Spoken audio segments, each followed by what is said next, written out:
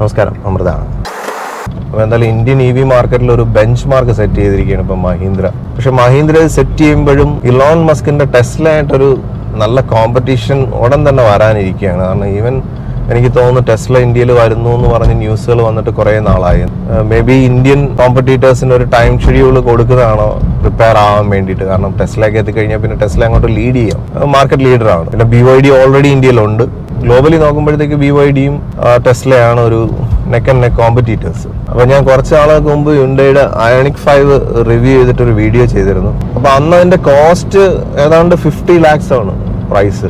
അതെനിക്ക് അത്രത്തോളം ഒരു ചലനം ഇന്ത്യൻ മാർക്കറ്റിൽ സൃഷ്ടിക്കുമെന്ന് എനിക്ക് തോന്നിയില്ല. കാരണം വണ്ടി ലൈറ്റ് വെയിറ്റ് ആയിരുന്നു. അപ്പോൾ അതിന്റെ ഒരു സ്ട്രെങ്ത്തും ഒക്കെ കുറച്ചൊരു ഫ്ലിംസി ആയിട്ട് എനിക്ക് തോന്നി.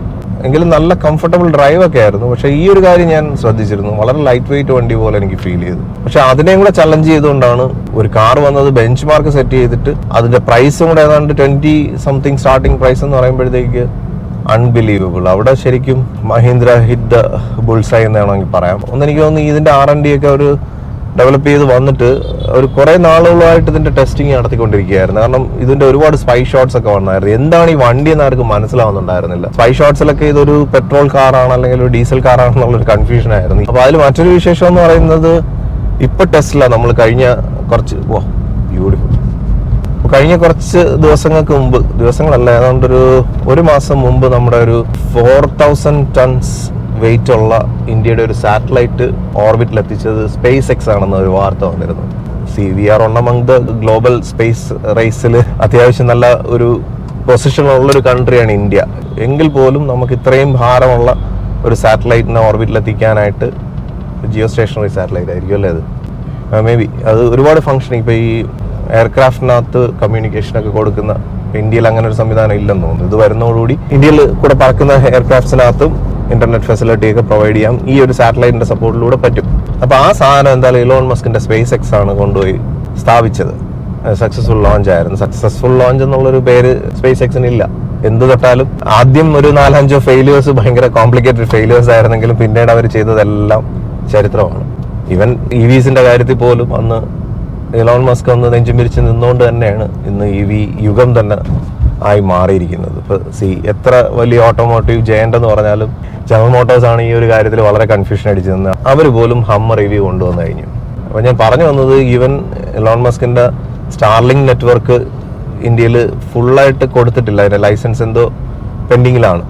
അതുപോലെ തന്നെ ടെസ്ലയും കുറച്ചൊരു അനിശ്ചിതത്വത്തിൽ നിൽക്കുകയായിരുന്നു. ഈ ഒരു സാറ്റലൈറ്റ് ഇന്ത്യക്ക് വിക്ഷേപിക്കേണ്ട ഒരു സപ്പോർട്ട് SpaceX കൊടുത്തതോടുകൂടി ഇലോൺ മസ്ക് മിക്കവാറും വിലപേശി കാണും. ഈ കാര്യങ്ങളെല്ലാം ക്ലിയറൻസ് കിട്ടണമെന്നുള്ള രീതിയിൽ. ഇപ്പൊ എന്തായാലും ടെസ്ലയുടെ ക്ലിയറൻസ് ഏതാണ്ട് ആയിട്ടുണ്ടെന്നാണ് കേൾക്കുന്നത്. മേ ബി ടെസ്ല ഉടനെ ഇന്ത്യയിൽ ലോഞ്ച് ആവാനുള്ള ചാൻസ് ഉണ്ട്. അപ്പൊ അങ്ങനെ വരുമ്പോഴത്തേക്ക് EV മാർക്കറ്റ് വീണ്ടും ഒന്നും കൂടെ തീ പിടിക്കാനുള്ള ചാൻസ് ഉണ്ട്. ഭയങ്കര ചലഞ്ചിങ് ആയി മാറും. അപ്പൊ അതുകൊണ്ടായിരിക്കാം മഹീന്ദ്ര ടെസ്റ്റിംഗ് ഫേസിൽ തന്നെ ഈ വാഹനത്തിനെ അങ്ങോട്ട് റിലീസ് ചെയ്തത്.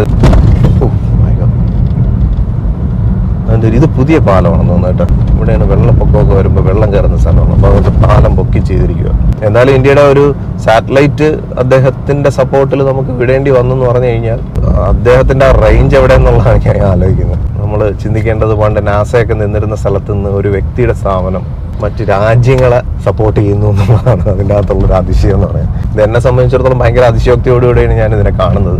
അപ്പോൾ എന്തായാലും ഇന്ത്യൻ EV മാർക്കറ്റ് ഇനി അങ്ങോട്ട് ചൂട് പിടിക്കും എന്നുള്ളതിൽ ഒരു സംശയമില്ല. പക്ഷെ ഈ ഒരു കാറ് മഹീന്ദ്ര അവതരിപ്പിച്ച് അതിന്റെ ആ ഒരു ഡിസൈൻ നമ്മൾ ഇതുവരെ കാണാത്ത ഒരു, ഡെഡിക്കേറ്റഡ് EV പ്ലാറ്റ്ഫോം, അതുപോലെ അതിന്റെ റൈഡിങ് ഡൈനാമിക്സ് ആയിരുന്നാലും അത് വെച്ച് കാണിച്ച സ്റ്റൺസ് ആയിരുന്നാലും ഇതൊക്കെ കണ്ടിട്ട് എനിക്ക് വലിയൊരു അതിശയം തോന്നിയില്ല. കാരണം കുറച്ച് നാളുകൾക്ക് മുമ്പ് നമ്മൾ കേട്ടതാണ് ഇറ്റലിയുടെ ഒരു ഡിസൈനിങ് കമ്പനി, ലംബോഗിനിയൊക്കെ ഡിസൈൻ ചെയ്യുന്ന പിനിൻഫെറിന എന്ന് പറയുന്ന കമ്പനി മഹീന്ദ്ര ഓൺ ചെയ്തതായിട്ട് ഉള്ള വാർത്ത. അത് കേട്ടപ്പോഴേ എൻ്റെ മനസ്സിൽ Mahindra is trying to redefine the entire designing process. അപ്പോൾ അത് വാങ്ങിച്ചതിന് ശേഷം ആണ് നമ്മൾ, എനിക്ക് തോന്നുന്നു, XUV 700 മോണോകോക്ക് ഷാസി ആയിട്ട് വന്നു. അതും ഒരു ഇൻട്രസ്റ്റിംഗ് ആയിരുന്നു. പിന്നെ അതിനുശേഷം ഒരുപാട് കാര്യങ്ങൾ ഞാൻ എക്സ്പെക്ട് ചെയ്തു. പക്ഷെ എങ്കിലും എല്ലാം ഒരു മറയായിരുന്നു. കാരണം അതിനുശേഷം EV വന്നിരുന്നു. IC എഞ്ചിന്റെ പ്ലാറ്റ്ഫോമിൽ, അതിനെ കൺവേർട്ട് ചെയ്തിട്ടുള്ള പ്ലാറ്റ്ഫോമിൽ ഒരു EV അവതരിപ്പിച്ചിരുന്നു. ഇതിന്റെ ബിഗിനിങ് തന്നെ റേവ മഹീന്ദ്ര വാങ്ങിച്ചിരുന്നു. അപ്പൊ അങ്ങനെയൊക്കെ ഫ്യൂച്ചറിനോട് മഹീന്ദ്ര അടുക്കുന്നു എന്നുള്ളൊരു സ്മെല്ലുണ്ടായിരുന്നു. പക്ഷെ പിനിൻഫെറീന വാങ്ങിച്ചതിന്റെ റിസൾട്ട് എവിടെയാണ് മഹീന്ദ്ര കാണിക്കാൻ പോണെന്നുള്ളത് എന്തായാലും ഇത് കണ്ടപ്പോൾ മനസ്സിലായി. ഡിസൈൻ സ്റ്റൈൽ എന്ന് പറഞ്ഞു കഴിഞ്ഞാൽ എക്സ്ട്രീം. അപ്പം അതുകൊണ്ടാണ് ഞാൻ ആദ്യം പറഞ്ഞ പോലെ മഹീന്ദ്ര EV മാർക്കറ്റിൽ ഒരു ബെഞ്ച് മാർക്ക് സെറ്റ് ചെയ്തിട്ടുണ്ട്. സോ ഇനി അവിടെ നിന്നുകൊണ്ട് വേണം മറ്റുള്ളൊരു മഹീന്ദ്രയോട് കോമ്പീറ്റ് ചെയ്യാൻ. എസ്പെഷ്യലി സുസുക്കി ഒന്നും ഇതുവരെ EV കൊണ്ടുവന്നതായിട്ട് അറിയുന്നില്ല. എന്തായാലും ഉടനെ തന്നെ ജാപ്പനീസ് കാർ മേക്കേഴ്സ് EV കൊണ്ടുവരും. അവിടെയാണ് ഒരു ചെറിയ ഡിലേ. കാരണം ഓൾറെഡി നമ്മുടെ ഇന്ത്യൻ മാർക്കറ്റിൽ IC എൻജിൻസിനോടുള്ളൊരു താല്പര്യം അല്ലെങ്കിൽ മെയിൻ്റനൻസ് കുറച്ചും കൂടെ ബെറ്റർ അതാണ്. പിന്നെ കോസ്റ്റ് കുറവാണ്.